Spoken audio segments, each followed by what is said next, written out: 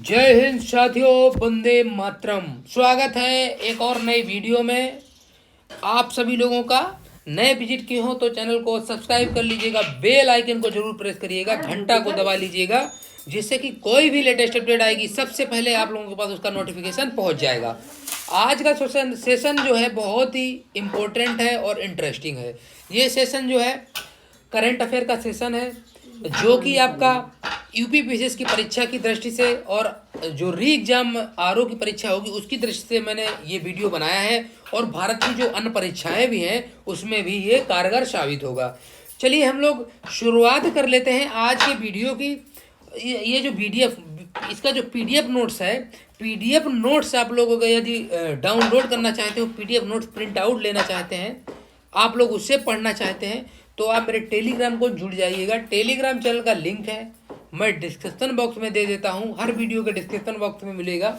आप वहाँ से जाके टेलीग्राम चैनल से जुड़ जाइएगा, टेलीग्राम चैनल को ज्वाइन कर लीजिएगा। सभी के सभी पीडीएफ नोट्स, कोई अपडेट्स, कुछ भी आएगा, कोई भी पीडीएफ नोट्स या कोई नोटिस आता है यूपी पीसीएस आयोग द्वारा, कोई डेट आती है एग्जाम को लेकर, अभी कोई डेट कंफर्म नहीं हुई है किस डेट में यूपी पीसीएस की प्रारंभिक परीक्षा का आयोजन होगा या फिर आरओ की जो री एग्जाम होगी वो किस डेट में होगी। फिलहाल के लिए जो आरओ की परीक्षा है वो जुलाई का जो मंथ है उसमें लास्ट वीक में संभावित है, यानी कि टेंटेटिव है। और जो पीसीएस की प्रारंभिक परीक्षा है ये आपकी जुलाई के सेकेंड वीक में, यानी कि 14 जुलाई को होने के चांसेस बन रहे हैं। ये समीकरण सूत्रों से लगभग पता चल रहा है। चलिए हम लोग शुरुआत कर लेते हैं आज के सेशन की। आज का सेशन है जो आज हम लोग करेंगे स्वच्छ वायु सर्वेक्षण 2023 रिपोर्ट। ये इसलिए इम्पोर्टेंट हो जाता है क्योंकि री एग्जाम आरओ का जो री एग्जाम हो रहा है तो यहाँ से आपका क्वेश्चन लगभग जितने भी अभी तक प्रीवियस ईयर क्वेश्चन, यानी कि प्रीवियस जो पेपर हुए हैं समीक्षा अधिकारी के या फिर यूपी पीसीएस प्रारंभिक परीक्षा के, उसमें यहाँ से एक क्वेश्चन हर बार लगभग पूछा गया है। इसीलिए ये सेशन इंपॉर्टेंट हो जाता है। आप लोग दबा के इसको शेयर कर दीजिएगा। चलिए हम लोग शुरुआत कर लेते हैं समय जाया ना करते हुए।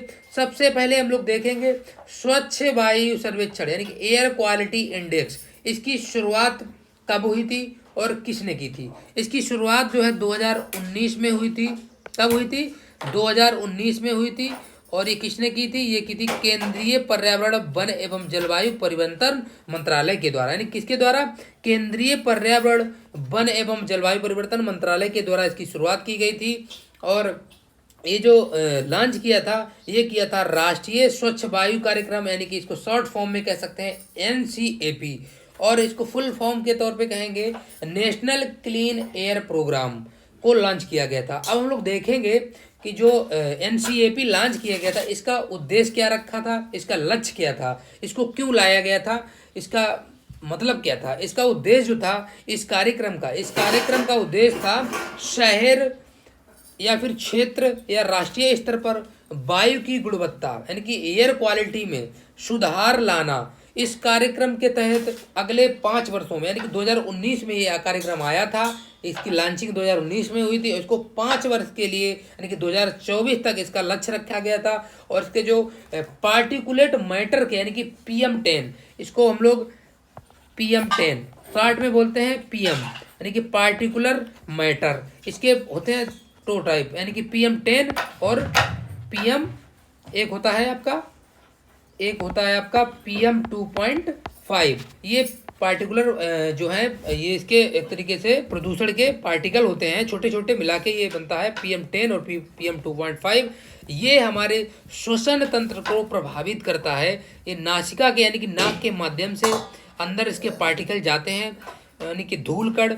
और ये इसमें जो है इसके लक्ष्य को जो रखा गया था 20 से 30%, यानी कि 20 से 30% तक की कटौती करने का इसका लक्ष्य निर्धारित किया गया था। और नेशनल क्लीन एयर प्रोग्राम के तहत वायु गुणवत्ता में सुधार हेतु 131 जो शहर हैं उनको लक्षित, यानी कि चिन्हित किया गया था।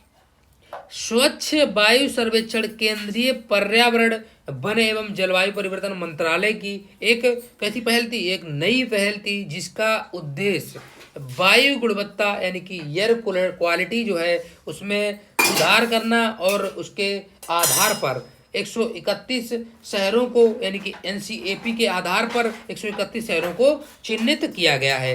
अब हम लोग देखेंगे कि वो शहर कौन कौन से हैं, किस श्रेणी में किस शहर को रखा गया और कौन सा शहर है किस लिस्ट पे है और किस रैंक पे है, देख लेते हैं हम लोग। चलिए देखते हैं। स्वच्छ वायु सर्वेक्षण विभिन्न श्रेणियां कौन कौन सी हैं। सबसे पहले 3 श्रेणी में इसको बांटा गया है। पहली जो श्रेणी है वो 10 लाख से अधिक आबादी वाले सिर्फ 3 शहरों को हम लोग देखेंगे। फिर दूसरे नंबर पर देखेंगे श्रेणी 2 में 3 लाख से लेकर 10 लाख की आबादी निवास करने वाले जो प्रमुख 3 शहर हैं उनके बारे में हम लोग जानेंगे। और तीसरी श्रेणी है आपकी 3 लाख से कम आबादी में निवास करने वाले शहर। सबसे पहले हम लोग देख लेते हैं श्रेणी 1 जिसमें 10 लाख से अधिक के लोग, अधिक आबादी वाले लोग निवास करते हैं। उसमें जो 3 प्रमुख शहर हैं कौन कौन से हैं। सबसे पहला इसमें शहर है आपका इंदौर। इंदौर है आपका पहले नंबर पर, मध्य प्रदेश। उसके बाद आपका आ जाएगा आगरा। दूसरे नंबर पे आपका आ जाएगा 10 लाख से अधिक आबादी वाला शहर आगरा। और तीसरा शहर आ जाएगा थाड़े। कौन सा तीसरा शहर है? थाड़े, जो कि आपका महाराष्ट्र में पड़ता है। अब हम लोग आगे देखेंगे श्रेणी 2 में जो 3 यानी कि शामिल शहर हैं 3, जो कि 3 से लेकर 10 लाख की आबादी वाले 3 जो प्रमुख शहर हैं वो कौन कौन से हैं। इसमें पहले नंबर पे आपका आ जाएगा अमरावती। पहला शहर आपका इसमें अमरावती आ गया। दूसरा आपका इसमें आ जाएगा मुरादाबाद। और तीसरा आपका शहर आ जाएगा गुंटूर, जो कि आंध्र प्रदेश में पड़ता है। अब हम लोग देखेंगे श्रेणी 3 के बारे में। श्रेणी 3 में जो 3 शहरों को शामिल किया गया है वो कौन से शहर है। 3 लाख से यानी कि श्रेणी 3 में उन शहरों को शामिल किया गया है जहाँ की जनसंख्या 3 लाख से कम है। कितनी है? 3 लाख से कम। 3 लाख से कम जनसंख्या, 3 लाख से कम जहाँ की जनसंख्या है उन शहरों को शामिल किया गया। उसमें से सबसे पहला आपका शहर हो जाएगा परवाड़ू, जो कि आपका हिमाचल प्रदेश में पड़ता है। कहाँ पड़ता है? हिमाचल प्रदेश में। दूसरा आपका है शहर काला अम्ब। काला अम्ब आपका पड़ता है उत्तर प्रदेश में, यानी कि अपने राज्य में उत्तर प्रदेश में पड़ता है। तीसरा शहर है आपका अंगुल, उड़ीसा। कौन सा है तीसरा शहर? अंगुल, उड़ीसा। दोस्तों आज का सेशन इतना ही था। इंपॉर्टेंट सेशन है, दबा के अपने दोस्तों के साथ शेयर कर दीजिएगा। यदि कोई डाउट है, कोई चीज़ पसंद ना आए तो आप लोग कमेंट बॉक्स में कमेंट करके पूछ सकते हैं, यदि कोई डाउट रह जाता है। दोस्तों नए विजिट किए हो तो चैनल को सब्सक्राइब कर लीजिएगा, बेल आइकन को प्रेस कर लीजिएगा, जिससे कोई भी लेटेस्ट अपडेट उसका नोटिफिकेशन आप लोगों के पास सबसे पहले पहुंच जाएगा। चलिए हम लोग मिलते हैं नेक्स्ट वीडियो में।